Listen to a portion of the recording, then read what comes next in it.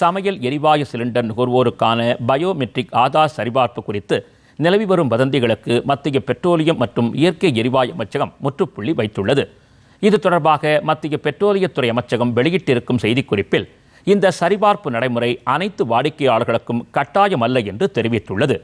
இதுவரை ஒரு முறை கூட தங்களின் ஆதார் விவரங்களை சரிபார்க்காத நுகர்வோர் மட்டுமே இதனை செய்ய வேண்டும் என்றும் அது தெளிவுபடுத்தியுள்ளது. உஜ்வாலா திட்ட பயனாளிகள் அல்லாத சாதாரண வாடிக்கையாளர்கள் இந்த சரிபார்ப்பை மீண்டும் செய்ய தேவையில்லை என்றும், அதே சமயம் உஜ்வாலா திட்ட பயனாளிகள் மட்டும் மானியம் பெறுவதற்காக ஒரு நிதியாண்டிற்கு ஒரு முறை, அதாவது 7 சிலிண்டர்களுக்கு பிறகு இந்த சரிபார்ப்பை மேற்கொள்வது அவசியம் என்றும் அமைச்சகம் கூறியுள்ளது.